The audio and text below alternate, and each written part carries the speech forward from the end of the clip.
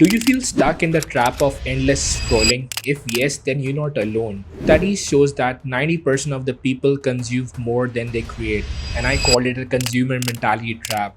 We live in a world मैं समझता हूँ जहाँ पर लोग कंज्यूम करे जा रहे हैं और कॉन्शियसली कंटेंट को कंज्यूम नहीं कर रहे और उन्हें समझ नहीं आ रहा है कि वो किस ट्रैप में स्टक है. We need to understand this trap ताकि हम इस ट्रैप को अवॉइड करके क्रिएटर मेंटालिटी की तरफ शिफ्ट हो सकें. We live in a world जहाँ मेजॉरिटी कंज्यूमर्स की in fact a lot of researchers has been there जहाँ 85% लूकर्स हैं जो कि सिर्फ स्क्रॉल ही कर रहे हैं, जहाँ 15% नहीं बल्कि 14% कॉन्ट्रीब्यूटर्स हैं जो कि कमेंट कर रहे हैं, लाइक कर रहे हैं, रिप्लाई कर रहे हैं.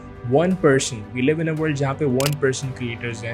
And why is that so? Because they're stuck. So in this video we'll try to understand and dissect the topic of consumer mentality और हम इसको कैसे avoid कर सकते हैं. Step number 1, I would say self-awareness and identify the problem. We need to understand ourselves first. There are so many researches on this topic कि why a lot of people are distracted, why a lot of people are consuming so much content. वो WhatsApp पर इतना वक्त क्यों लगा रहे हैं, वो फेसबुक पर इतना वक्त क्यों लगा रहे हैं. बट अगर मैं रेफरेंस देना चाहूँ, नी रियाल की किताब इनडिस्ट्रैक्टेबल बहुत ही कमाल किताब है जहाँ नी रियाल ने इस पर डाइसेक्ट किया कि lot of people are consuming content और distracted it just because they are avoiding their negative emotions. वो अपनी अंदर की आवाज़ को नहीं सुनना चाहते, वो नेगेटिव इमोशन से बार बार ट्रिगर हो होते हैं और वो बार बार अपने इमोशन को स्केप करने के लिए उन एप्लीकेशंस की तरफ जाते हैं, उस कंटेंट की तरफ जाते हैं जो कंटेंट बहुत मीनिंगफुल नहीं है. एंड इसकी बहुत बड़ी वजह है कि वो अपने इमोशंस को समझ ही नहीं पा रहे. अगर किसी को एंजाइटी हो रही है, किसी को स्ट्रेस हो रहा है, तो कोई लाफ्टर चैलेंज है, कोई लाफ्टर थेरेपी थोड़ी देर के लिए उसको काम डाउन कर देगी, लेकिन ये परमानेंट सोल्यूशन नहीं है. जब तक उस इमोशन को एड्रेस ना करे, जब तक उस इमोशन को प्रोसेस ना करे. कोई किसी प्रॉब्लम से गुजर रहा है तो वो टेम्पररी म्यूजिक सुन लेता है. I think this is not the solution. We need to understand our emotions, we need to understand our self.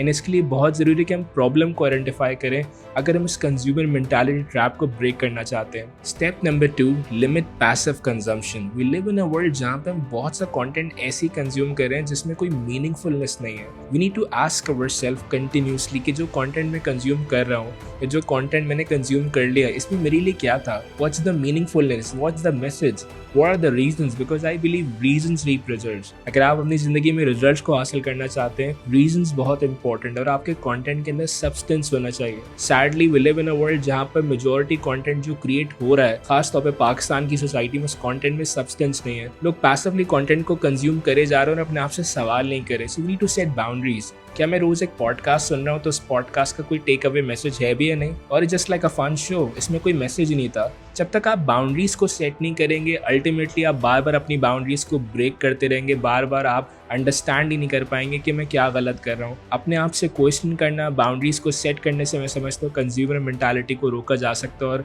ख़त्म भी किया जा सकता है. Step number 3, invest in experiences. According to John Levy, social psychologist, John Levy कहता है 2007 के बाद से दुनिया में लोनलीनेस बढ़ी क्योंकि जब से आईफोन लॉन्च हुआ, टेक्नोलॉजिकल रेवोल्यूशन आया, लोग बहुत ज़्यादा सोशली कनेक्ट कर रहे हैं तो लोगों ने एक्सपीरियंस पे इन्वेस्ट करना छोड़ दिया. हर कोई चाह रहा है कि बस वो फ़ोन पे बात कर ले, व्हाट्सएप पे बात कर ले, कंटेंट कंज्यूम करने में लग गया, यूट्यूब पे वीडियोस देख रहा है. सो ऑटोमेटिकली ह्यूमन इंटरेक्शन कम हो रहा है. जब ह्यूमन इंटरेक्शन कम होता है तो automatically you get stuck in that consumer mentality and it's like a culture scape. हर कोई स्टक है तो शायद मैं भी स्टक हो गया. Step number 4, and that's my favourite, turn consumption into inspiration. Consume तो सबको ही करना और हर कोई कंज्यूम कुछ ना कुछ कर ही रहा है और इस कंज्यूमर मेंटालिटी को ब्रेक करना आसान नहीं है. बहुत से बच्चे ऐसे कार्टून्स दिख रहे हैं जिनका कोई मीनिंगफुल, कोई इंपॉर्टेंट मैसेज नहीं है. बहुत से लोग ऐसी मूवीज दिख रहे हैं जिस मूवी के अंदर कोई सब्सटेंस नहीं है. कोशिश करें आप ऐसा कंटेंट कंज्यूम करें जो कि आपको इंस्पायर करे कि आप भी क्रिएट कर सकें. आप ऐसे कंटेंट को कंज्यूम करें जिसको आप रोल मॉडल बना सकें. आप ऐसा कंटेंट कंज्यूम करें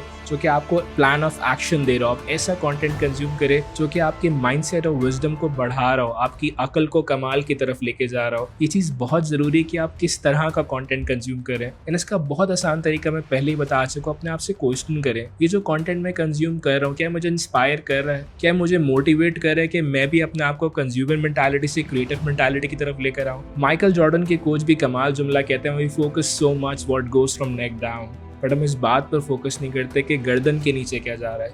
it's really important to understand कि जो चीज़ हमारे माइंड में जा रही है वही चीज़ हमारे बिहेवियर को और हमारे फ्यूचर को ट्रांसफॉर्म करेगी. Step number 5, surround your self with creators. We live in a world जहाँ मेजॉरिटी कंज्यूमर्स की हमने पहले भी बात की. आप एक ऐसी सोसाइटी में रहते हैं जहाँ 95% और मे बी 99% लोग फॉलोअर्स हैं.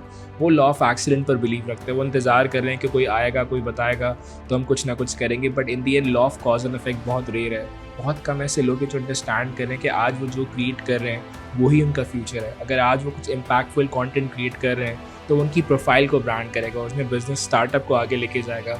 यानी ये आपके लिए बहुत ज़रूरी है कि आप अपने आप को ऐसे लोगों से सराउंड करें, ऐसे लोगों के साथ उठते बैठें जो क्रिएटिव मेंटालिटी रखते हो, जो खुद कुछ ना कुछ क्रिएट कर रहे हो और वो आपको इंस्पायर करेंगे। रिसर्च है ना कि आप जिन गैदरिंग में बैठते हैं, जिन लोगों में बैठते हैं, वो बिहेवियर आपकी मेंटालिटी को शेप करते हैं, वो आपके फ्यूचर को शेप करते हैं। Sadly we live in a culture escape जहाँ मेजॉरिटी क्रिएटर्स की नहीं है, जहाँ मेजॉरिटी कंज्यूमर मेंटालिटी की। अगर आप ड्रामाज उठा के देखें, कंटेंट उठा के देखें, तो मेजॉरिटी लोग सिर्फ सुन रहे हैं। बहुत से लोग हैं जो कंट्रीब्यूट कर रहे होंगे, लेकिन 1% ही लोग हैं जो क्रिएटर है।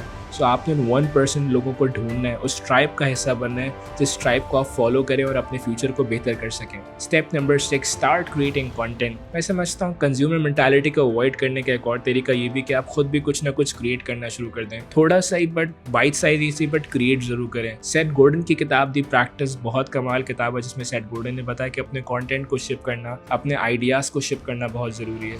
If you not shipping you not learning.